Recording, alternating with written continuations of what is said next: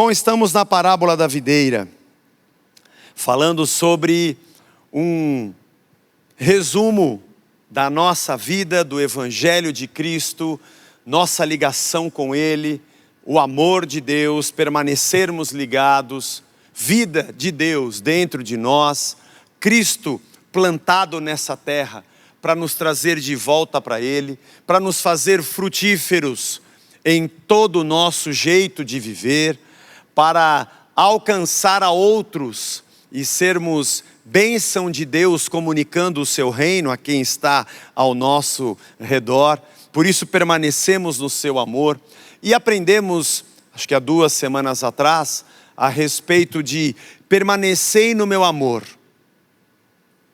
Permanecei no meu amor.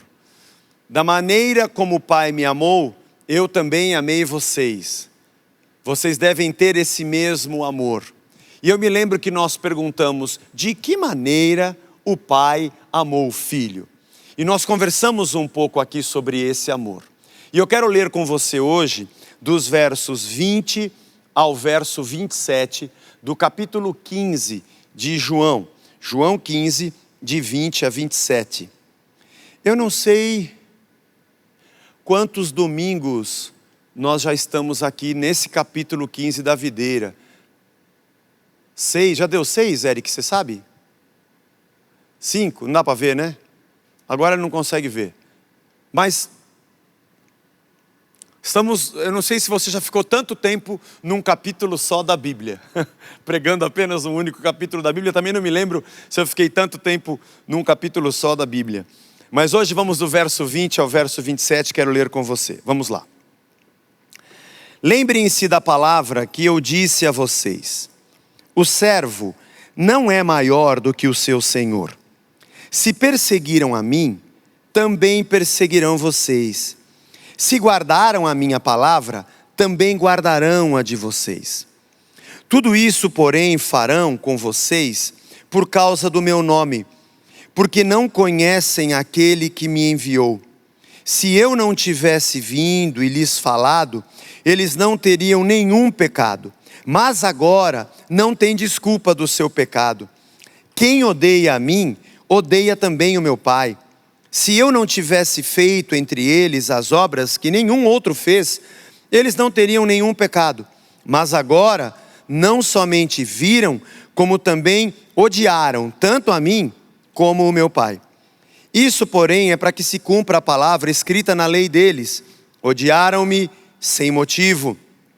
Quando, porém, vier o Consolador, e que eu enviarei a vocês da parte do Pai, o Espírito da verdade que dele procede, esse dará testemunho de mim. E vocês também testemunharão, porque estão comigo desde o princípio. Senhor, fala ao nosso coração, nos abençoa, nos edifica nesta manhã de domingo tão especial para nós. Obrigado por tudo que o Senhor nos tem dado. Nós entregamos mais uma vez nosso coração, nossos ouvidos, para que a Tua voz nos edifique, em nome de Jesus. Amém. Amém. Este trecho, do verso 20 ao verso 27, nós vamos pregar em 2 domingos. Nós vamos dividir em 2 domingos. Hoje nós vamos falar sobre o ódio e a perseguição contra os que são de Cristo, pelo fato do reino de Deus estar em nós. O texto que nós acabamos de ler, Jesus disse, lembrem-se do que eu disse a vocês, não é o escravo maior do que o Senhor. E ele havia dito isso na sua caminhada com os seus discípulos. Isso que Jesus nos disse, que ele repete aqui. Irmãos, tem hora que meu aplicativo de Bíblia, ele faz questão de não abrir. O discípulo não está acima do seu mestre, nem o servo acima do seu senhor. Basta ao discípulo ser como o seu mestre e ao servo como o seu senhor. Se chamaram o dono da casa de Beelzebu, quanto mais os membros da casa. Pois é, esse é o texto de Mateus, no capítulo versículo 24, Mateus 10, 24 e 25. Jesus aqui, ele relembra essa fala que ele teve aos discípulos. Se me chamaram de Beelzebu, de demônio, imagina vocês. Vocês não são maiores do que eu, mas vocês estão na mesma caminhada e vocês vão passar pela mesma tribulação que eu estou passando. Não é esse o nosso tema de hoje, mas apenas lembrando o que ele havia dito aos discípulos sobre o trato que eles receberiam nessa terra. Esse desajuste de nós não nos encaixarmos aqui. Mas, assim como alguns domingos atrás, nós pensamos de que maneira o Pai amou o Filho. E nós pensamos um pouco sobre o amor da Trindade, o amor entre Pai, Filho e Espírito, o amor que é o próprio Deus. Como nós achamos, muita gente acha que Deus nos ama porque nós somos bons, né? Porque nós somos maravilhosos, porque nós temos valor. Não, nós somos pecadores. A palavra de Deus, Paulo diz aos Efésios, que é nisso que está o valor do amor de Deus para conosco, no fato dele ter morrido por nós, sendo nós ainda pecadores. É bem provável que por um justo alguém ouse morrer, mas ele prova o seu amor para conosco, morrendo por nós sem que nós tivéssemos valor. Aqui está o grande valor do amor de Deus, que aumenta ainda mais a compreensão da graça. Amar e morrer por alguém que absolutamente estava morto, não tinha valor pelo fato de tê-lo negado desde o princípio. E pensar como Deus amou o Filho, e como o Filho nos amou, e como nós devemos nos amar. Esse foi o nosso pensamento. Agora cabe uma pergunta. Jesus disse, lembre-se do que eu disse a vocês. Se o mundo me odiou, ele também vai odiar vocês. Como que o mundo odiou Jesus? Aqui vem a outra pergunta. A primeira era como o Pai amou Cristo. Mas a segunda é como o mundo odiou Jesus Cristo. Você pode dizer, não Zé, o mundo não odiou a Cristo. Algumas pessoas que crucificaram a Jesus. Eu nem sei se o Pilatos chegou a odiar, porque ele lavou as mãos, falou, não vejo culpa, mas se quiser mata aí. Talvez ele tenha sido um cara que ficou em cima do muro, mas eu não sei se ele odiou. Os religiosos odiaram, mas algumas pessoas gostavam dele. Eu não estou falando sobre isso.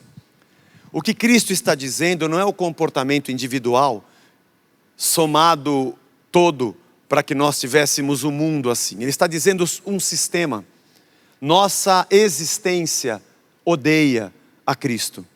Eu quero ler com você um texto que está em Gênesis, capítulo 3, versos 17 a 19.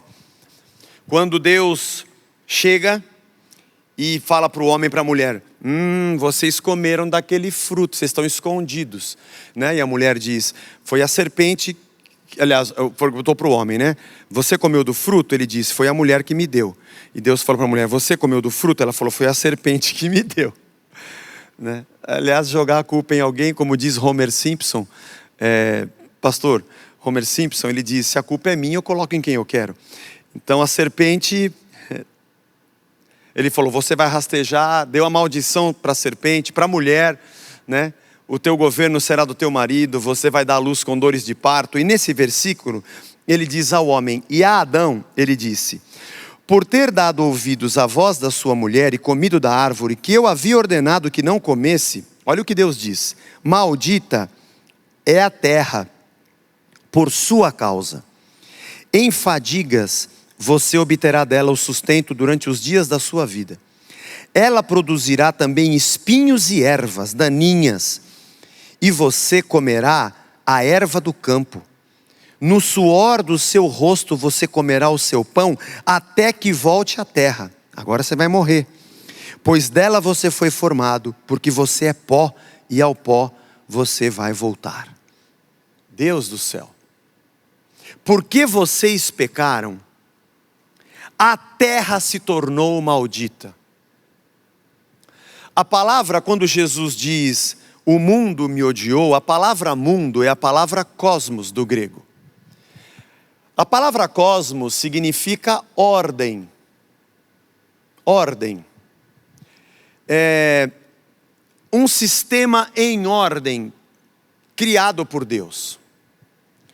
Um sistema em ordem, onde o homem interagia com o próprio Criador, com o seu próximo e com tudo que foi criado, numa relação perfeita, aonde a terra dava ao homem o fruto, a terra dava ao homem toda a sua vida, a terra dava ao homem tudo que ele poderia entender como bom, sustento, proteção, alegria.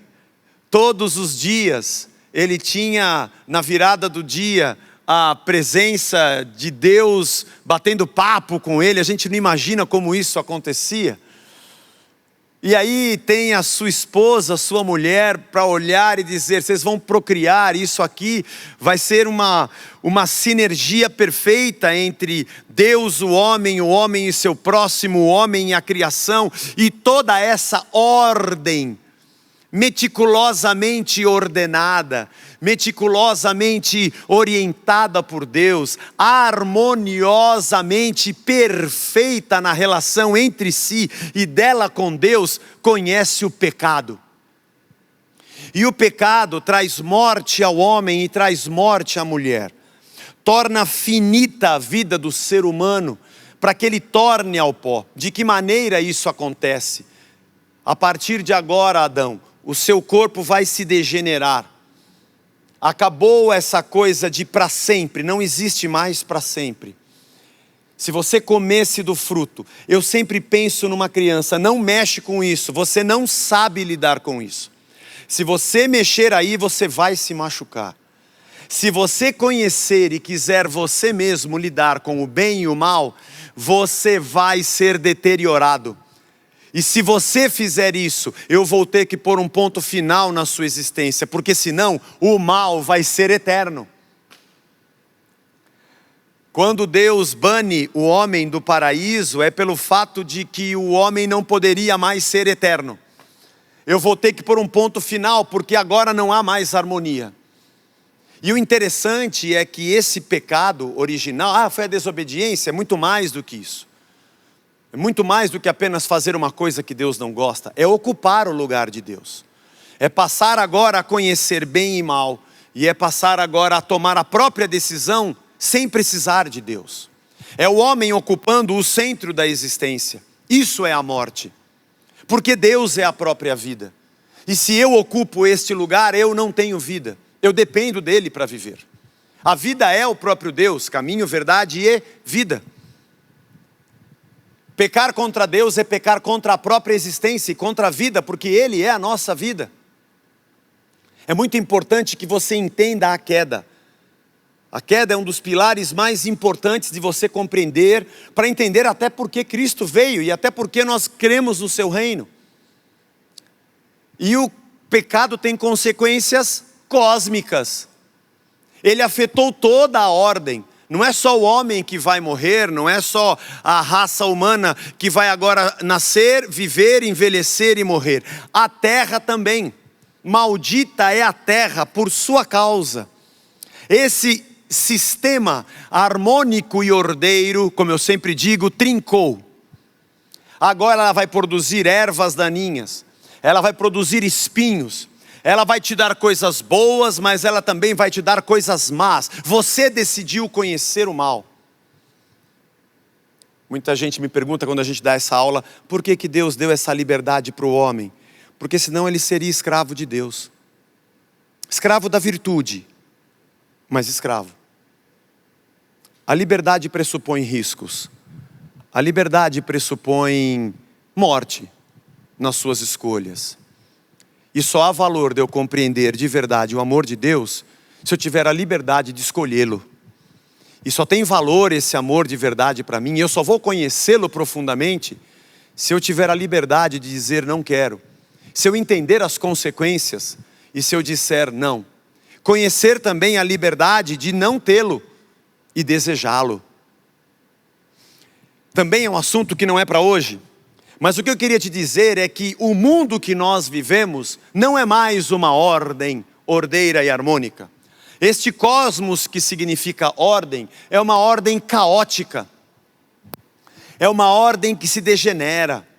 É uma ordem desordeira. É um mundo marcado por injustiças, É um mundo que de um lado você vê coisas maravilhosas e do outro você vê terríveis injustiças. O ser humano se destrói. Eu vinha vindo para cá pensando nisso, me lembrando do termo filargíria, que Paulo usa quando diz o amor do dinheiro, o amor ao dinheiro, essa amizade das riquezas é a raiz de todos os males. O que todo ser humano luta a vida toda para ter é dinheiro, riqueza. E eu não estou dizendo a respeito da necessidade básica, não. No nosso mundo, nem necessidade básica a maioria das pessoas do nosso país não tem. Ainda vivemos num país pobre. Eu sei que o pessoal fala assim, agora não fala mais que é de terceiro mundo. Fala que é um país em desenvolvimento. Para mim é do quinto mundo. Nós somos submundo. De pobreza, miséria, desordem, abandono,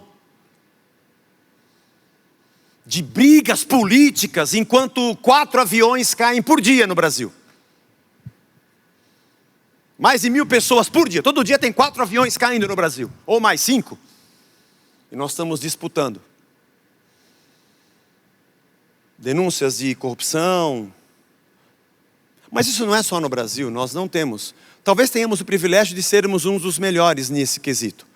Mas o mundo inteiro passa por isso. Gente que pisa em gente para se sentir mais gente do que outra gente. Gente que destrói gente para se sentir mais viva do que outras pessoas. É um mundo caótico. É um mundo caótico. Esse mundo caótico é exatamente o resultado da nossa própria humanidade. Nós, como homens, como sistema, vivemos o nosso mundo como se Deus não existisse. O mundo gira em torno de outros objetivos. O mundo mira nos seus destinos e nas suas vontades, mas ele não está nem aí com suas origens. Aliás, ele ignora essa origem. Ele ignora o caminho de Deus. Porque esse sistema está falido. A palavra de Deus nos diz em 1 João capítulo 5, verso 19. Sabemos que somos de Deus e que o mundo inteiro jaz no maligno.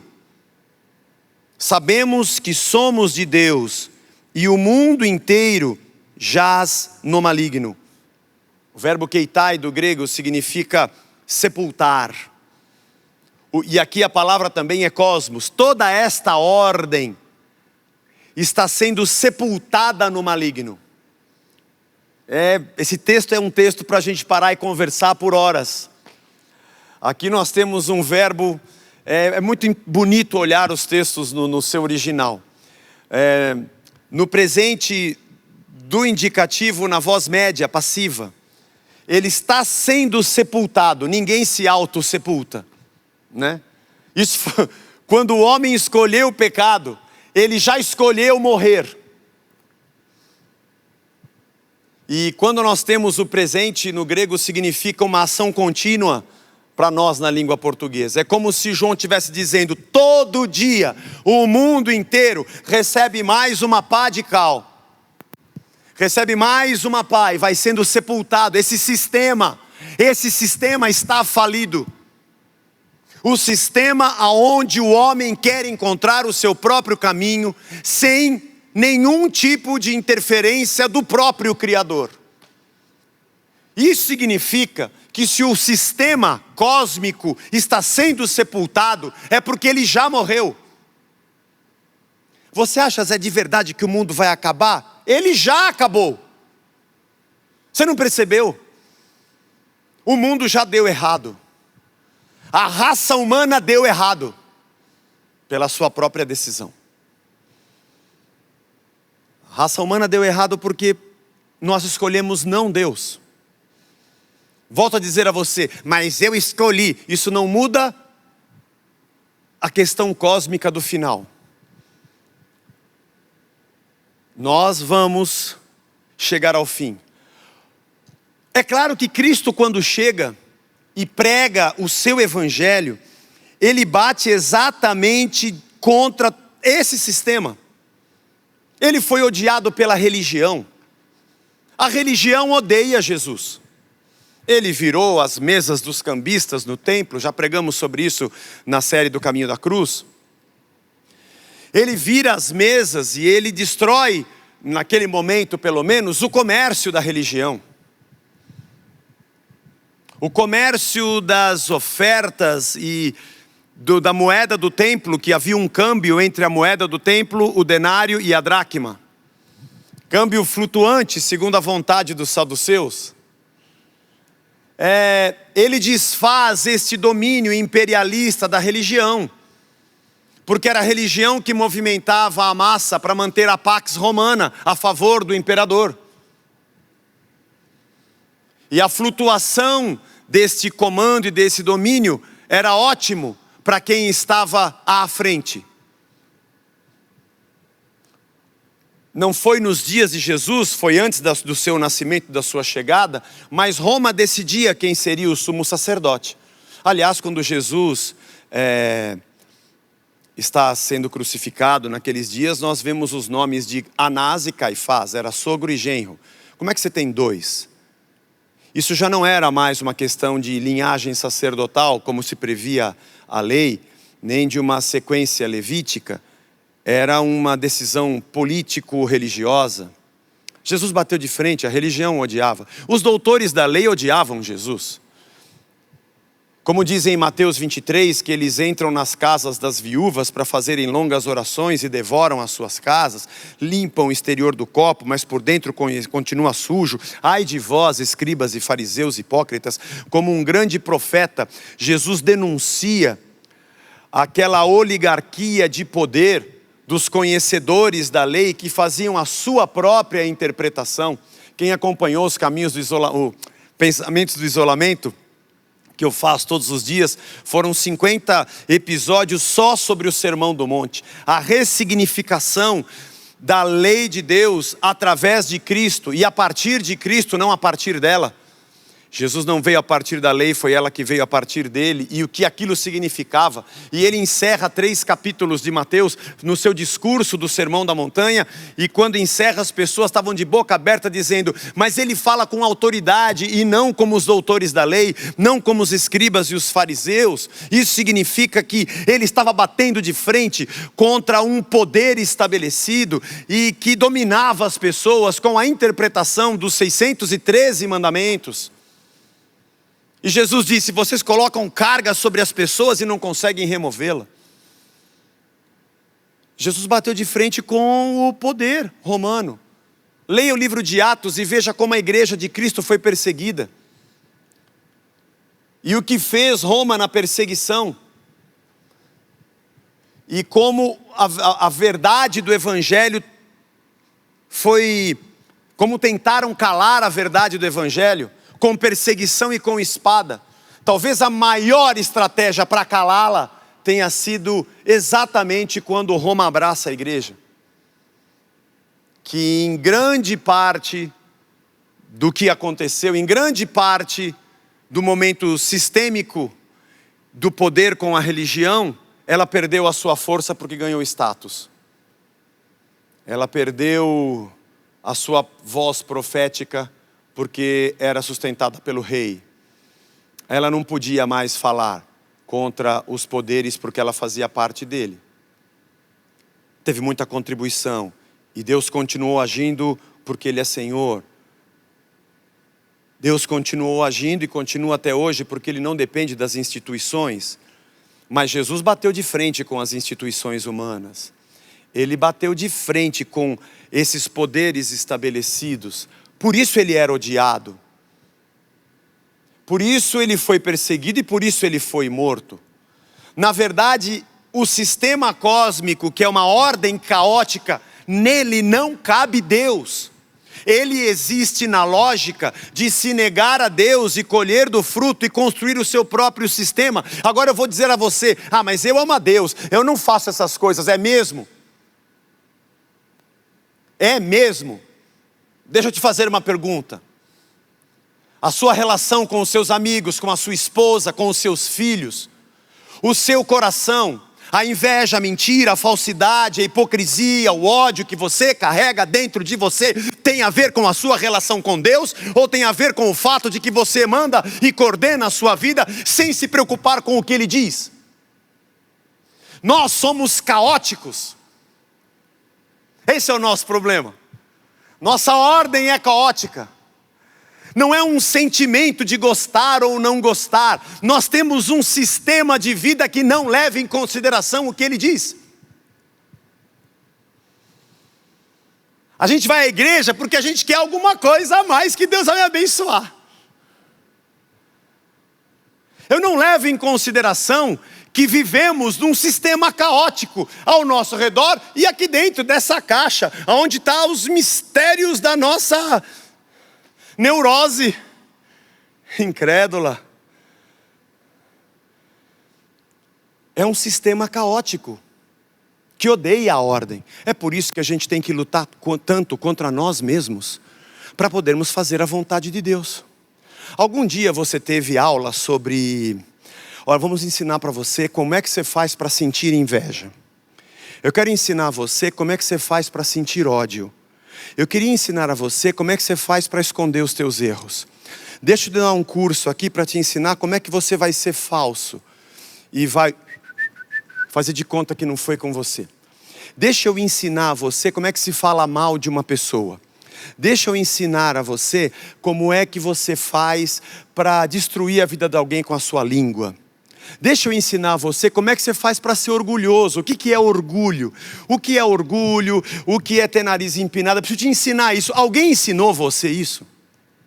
Pelo contrário, só existe a palavra educação porque nós precisamos ser ensinados a tentar fazer o que é correto, porque o que é errado já nasceu em nós. Nós somos individualmente um sistema morto. Aonde? No pecado. E todo dia é uma pá de cal. Todo esse sistema. Eu quero só colocar uma coisa aqui importante para você.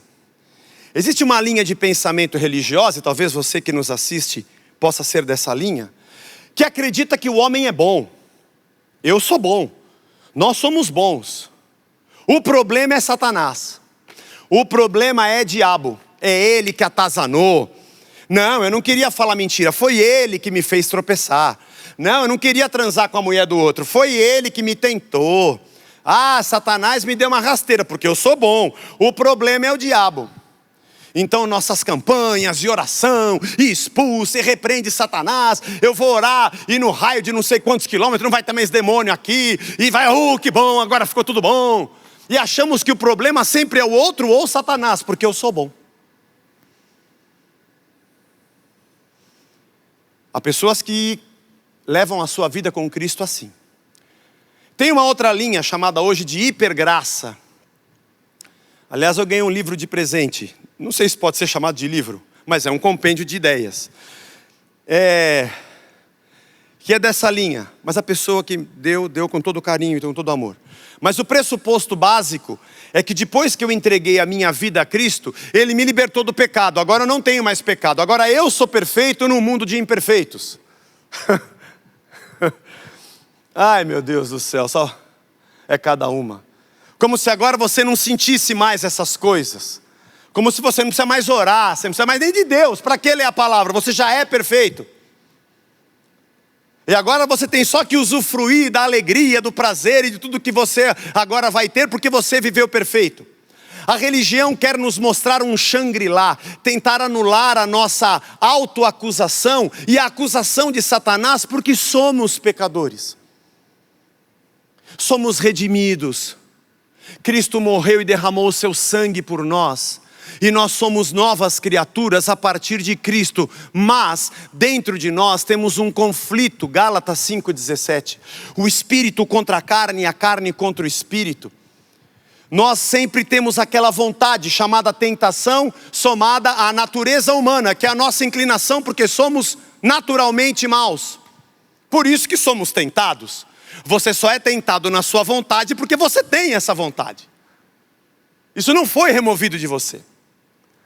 E por vezes tropeçamos, nos arrependemos, pedimos perdão a Deus e seguimos a cada dia na transformação do nosso ser. Mas nós não pertencemos mais a esse sistema. Esse sistema odiou Cristo. E se nós quisermos segui-lo e andar com Ele, nós também nos sentiremos, como o Vagnão orou aqui agora, forasteiros.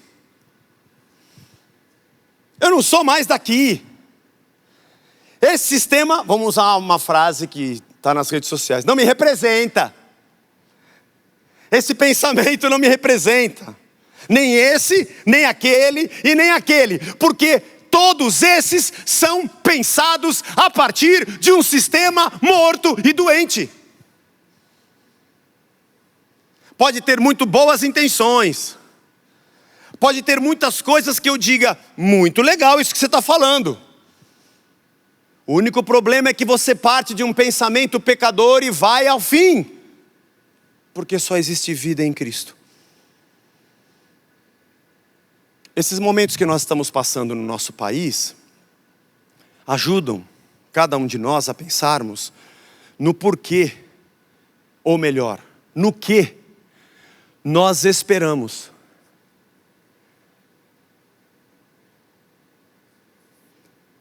Nós temos no Brasil um pensamento binário. Pensamento binário. Se você tem o governador A, que é da linha A, e o governador B, que é da linha B, você só acha que existem essas duas linhas. Então, se eu criticar o A, todo mundo joga pedra e diga, você gosta do B, das besteiras que o B fez? Aí se você fala, mas eu estou criticando o B, ele fala, então você gosta do A, com as besteiras que o A faz? O Brasil hoje é um Brasil preso num pensamento binário bilateral. Natural, olhando para o país e para a sua história, afunilou para isso mesmo. Isso não me preocupa. O que me deixa um pouco preocupado é quando eu vejo evangélicos num pensamento binário. Pessoas da religião evangélica, que eu estou aprendendo a não me preocupar mais, porque eu não tenho nada a ver com isso.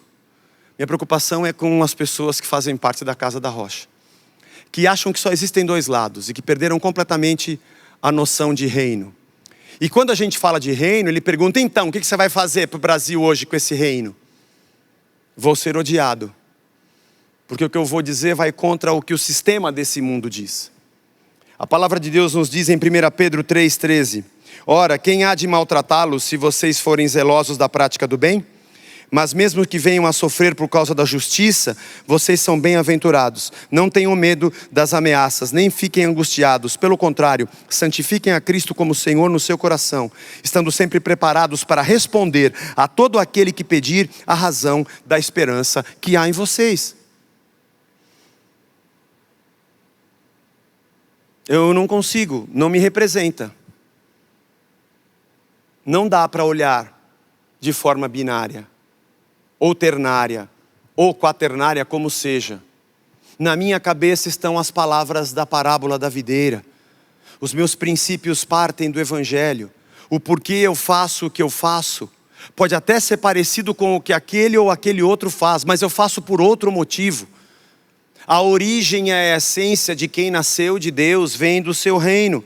João capítulo 16, 33. Falei essas coisas para que em mim vocês tenham paz. No mundo vocês passam por aflições, mas tenham coragem, eu venci o mundo. No mundo vocês vão ter aflições, mas vocês não são dele.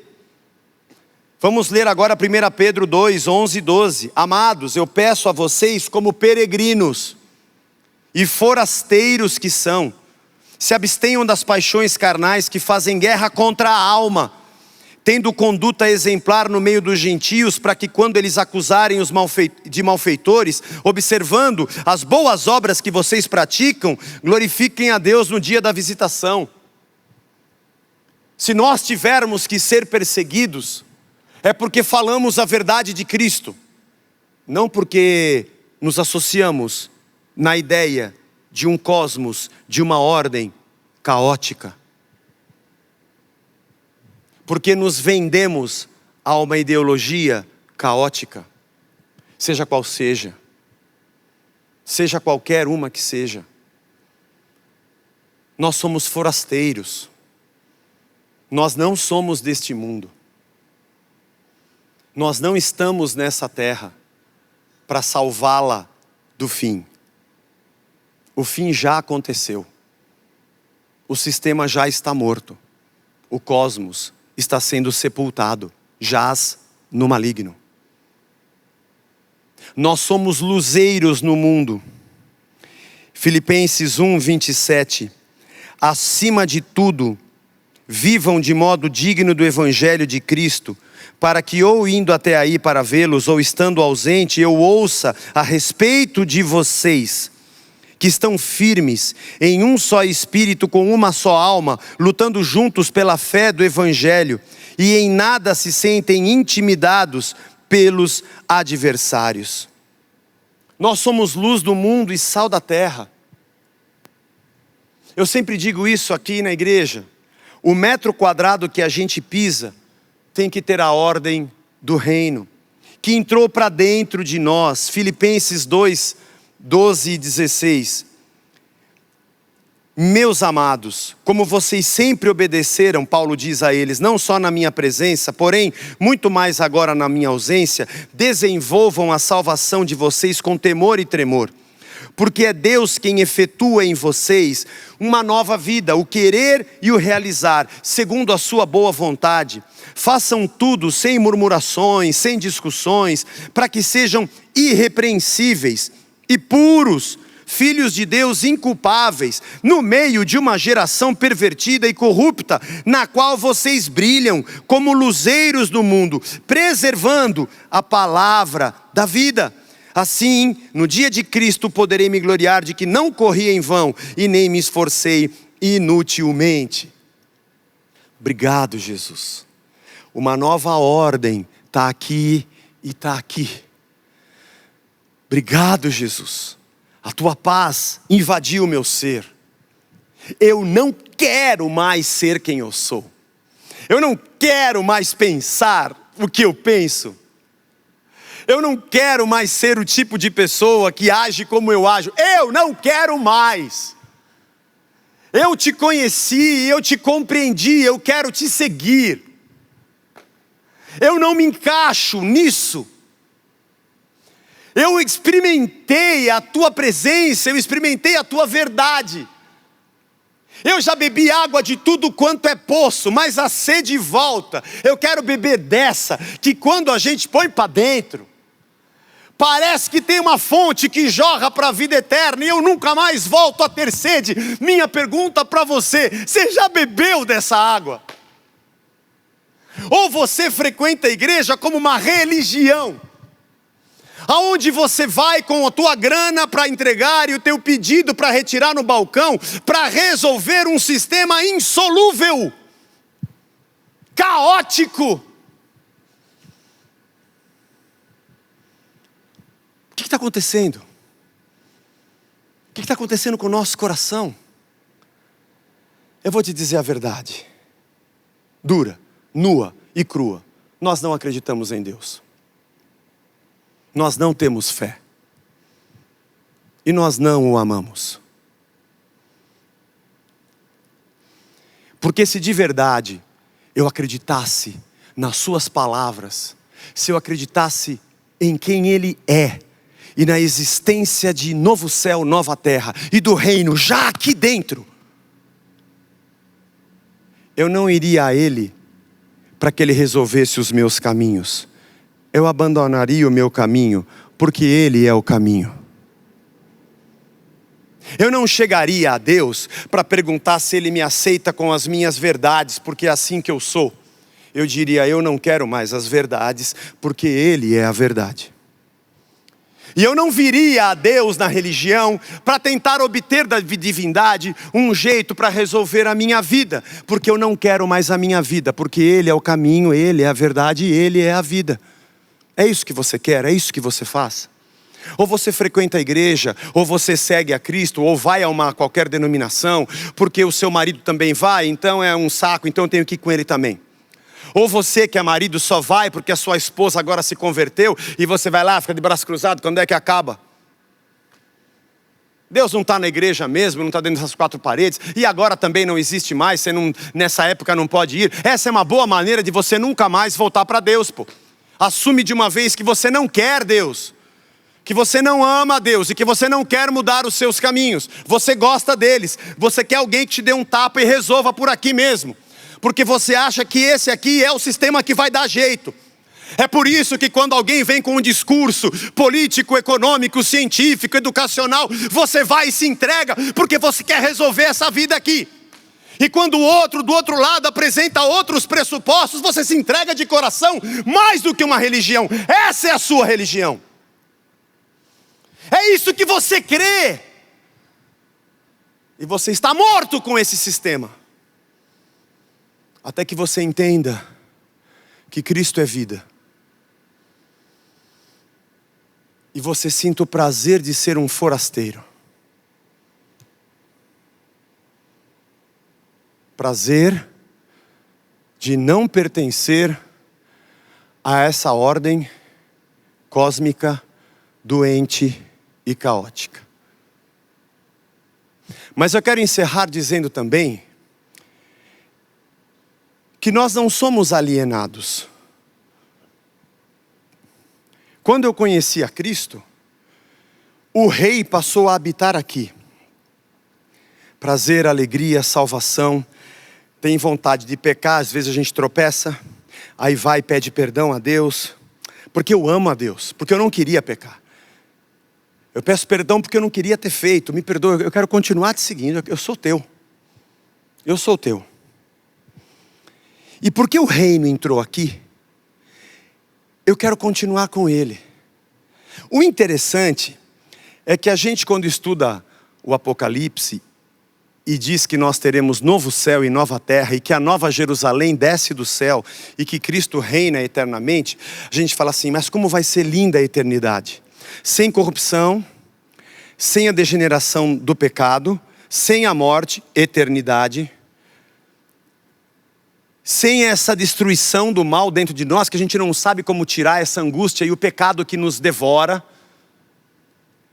Paulo diz que nós teremos corpos glorificados e aquilo que é corruptível se transformará em incorruptibilidade, 1 Coríntios capítulo 15. Como vai ser bom aquilo? Que as pessoas vão se amar e que a gente vai viver uma outra vida de justiça, de paz, de um outro reino com um outro rei. E isso toma o nosso coração. Mas o interessante é que nós dizemos que o reino já chegou. João disse, arrependei-vos porque é chegado o reino dos céus. Ele chegou aqui. E ele chegou entre nós. Quando eu encontro outra pessoa que é assim, a gente logo se abraça. E isso chama-se igreja. Não tem a ver com a instituição, não tem a ver com o prédio, não tem a ver com o estatuto, não tem a ver com o CNPJ. Isso tem a ver com pessoas aonde se tornaram um campo fértil, aonde a palavra de Deus floresce, e é a parábola do semeador. E assim a gente vai encontrando gente que pensa como a gente pensa. O reino eterno ainda não chegou, mas para nós aqui já chegou. Eu não sigo uma religião para herdar o reino futuro um dia. Eu não fico pagando penitência para que Deus me garanta o futuro, porque hoje não tem nada. Eu não sou um decepcionado que vive na tristeza, porque eu tenho que ficar aqui pagando minhas penitências, para que um dia no futuro Deus me dê alegria. Ele me deu agora. Eu sei que eu estou numa realidade caótica, mas entre nós há paz. O reino que já chegou, já começa a ser luz do mundo, para que o mundo veja o sinal daquilo que o rei foi, no nosso tempo, mas que é eternamente, e o que seremos. É por isso que a gente reparte, é por isso que a gente ama, é por isso que a gente doa, é por isso que a gente perdoa, é por isso que nós abraçamos, é por isso que a gente recebe o filho pródigo de volta, é por isso que a gente não apedreja a prostituta, porque nós também temos pecado. É por isso que a gente leva a carga para quem está pesado, é por isso que a gente chora com quem está chorando e faz festa com quem está dançando. Porque o reino que está aqui, ebulindo, vai ser visto para fora, porque somos luzeiros no mundo. E vemos a dor, a injustiça e o mal. vemos a fome, vemos a morte e falamos, meu Deus, nós não somos daqui. E Cristo fala, vocês não são daqui, vocês são de outra ordem. É por isso que a gente não consegue se calar no meio da injustiça. É por isso que a gente não consegue ficar quieto no meio da loucura que esse mundo avança. É por isso que não conseguimos ficar quieto quando vemos gente escravizando outra gente. É por isso que a gente não consegue ficar em paz quando vemos indiferença e falta de amor no meio da nossa gente. É por isso que a gente não tem paz. Não tem a ver com a lógica binária, besta do nosso país. É porque a gente olha para o autor e consumador da fé. É porque nós olhamos para Cristo e a alegria de Deus já invadiu o nosso ser. Vocês vão ser odiados por esse mundo. Vocês vão ser odiados, como eu fui.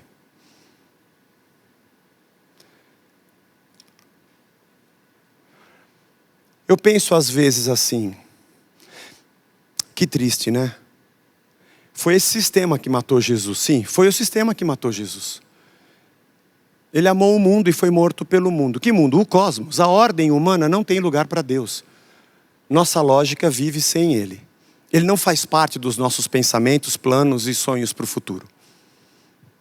Obviamente que aqueles que são dele e a cada dia são ensinados e são demovidos da sua condição dia após dia e que vão sendo aperfeiçoados em Cristo, como Paulo diz, santificados na sua palavra que é a verdade, como João diz no capítulo 17, nós vamos sendo transformados a cada dia, nossa vontade e querer, o querer e o efetuar vem dele, que nós vamos tendo planos e sonhos futuros de acordo com o que Deus coloca no nosso coração.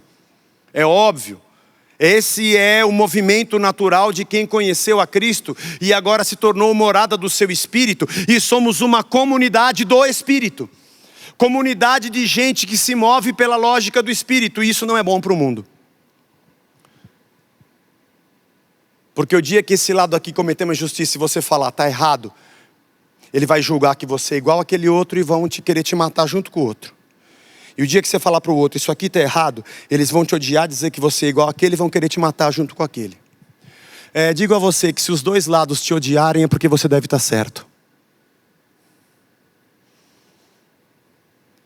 Trocando em miúdos no nosso país, se a direita e a esquerda te odiarem é porque você deve estar certo. Porque isso é um sistema caótico, que tenta resolver o mundo a partir de uma lógica puramente humana, sem valores da vida. E obviamente, assim como você critica, quando você dizer muito bem, esse aqui vai achar que você o ama e vai querer te abraçar, porque povo é voto. E o outro vai te odiar e querer te matar. E o dia que você elogiar e dizer, isso aqui está certo o que vocês fizeram, ele vai querer te abraçar, porque povo é voto, e aquele vai te odiar e querer te matar. Deus nos dê graça, pele grossa, para levar no lombo. Deus nos dê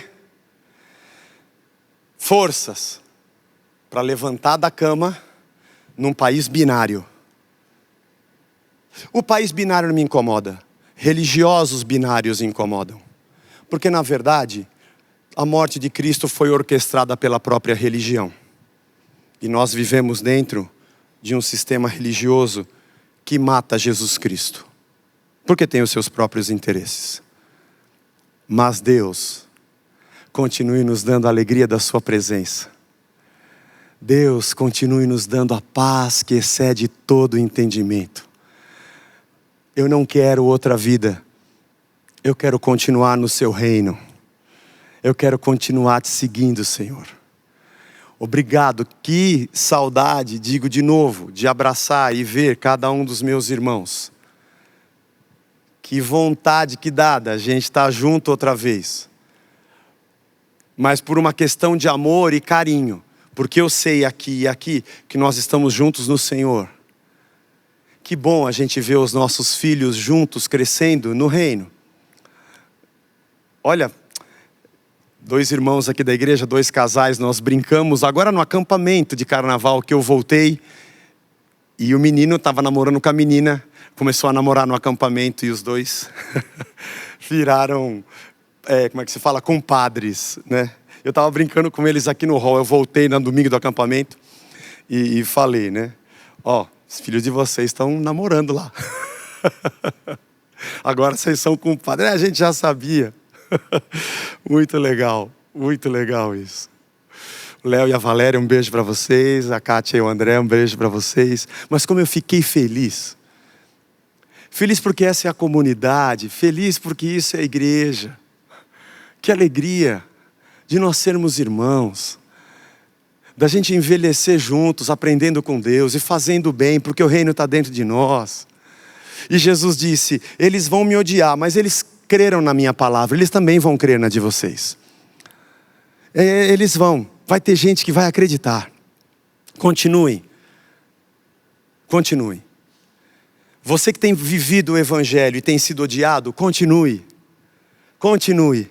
Talvez dentro da sua própria família, por gente que é da mesma religião, continue, creia no evangelho, semeie ao bem, dá frutos de justiça, de amor, de paz e de alegria. Continua, toca para frente, reparte, divida, ame, perdoe, sustente, continua. No meio dessa loucura e dessa pandemia, que passa flecha e tiro por cima da gente todo dia, continue tendo um coração dadivoso. Continue sendo luz do mundo e sal da terra. Porque a satisfação que Deus põe no nosso coração, por sermos dele, é absurdamente, infinitamente superior a qualquer alegria pelo bem-estar que qualquer lado desse mundo possa me dar. Continue sendo um sinal do reino de Deus aonde você estiver. E continue se alegrando com gente que conhece Jesus Cristo. Deus abençoe a todos nós, igreja. Deus nos abençoe. A todos nós, irmãos. Obrigado, Jesus, pelo teu reino. Como é bom saber que isso tudo aqui uma hora vai acabar. Eu não sei se é porque eu estou envelhecendo, mas eu digo, Senhor, acaba logo com isso aqui. Mas enquanto a gente estiver aqui, como diz Paulo, vamos continuar semeando, porque na verdade, o reino já está aqui. E a gente já está fazendo aquilo que deve ser feito. Que Deus nos abençoe. E abençoe também aqueles que estiverem ao nosso redor, pela graça de Deus na nossa vida. Senhor, obrigado pela tua palavra. São dias difíceis, atribulados. Tem misericórdia de nós. Os dias são maus. Os homens são maus. Nós também somos. Mas obrigado pela tua salvação. Pelo teu Espírito que nos constrange, porque todo dia a gente bota o joelho no chão e fala, me perdoa, e seguimos de novo. Apesar da guerra que está ao nosso redor, obrigado pela tua paz que está dentro de nós. Pela alegria de sermos o teu povo e a tua igreja. Pela alegria de sermos amigos, pela alegria de sermos teus. Ajuda a gente a levar essa alegria para mais pessoas. Nos ajuda, Senhor, a promover o teu reino onde a gente pisar. E onde estivermos, que onde existir ódio venha o teu amor. Onde houver falta, a gente possa suprir. Onde houver culpa, a gente chegue com o teu perdão. Onde houver desespero, cheguemos com a tua paz. Se de alguma forma a nossa vida pode inspirar ou ajudar aqueles que governam em posições estratégicas esse mundo, ou esse país, ou nossa cidade, ou estado, e nós formos instrumentos para isso, nós só queremos cumprir a tua vontade. Esse caos ao redor não tem a ver com a tua ordem dentro de nós. Mantenha a paz nos nossos lares, nas nossas famílias, nas nossas casas. E nosso viver seja puro. E possamos ser encontrados fiéis no dia da tua volta. Porque te amamos. Abençoa o nosso domingo. em nome de Jesus. Amém. Amém. Deus abençoe todo mundo que está nos vendo.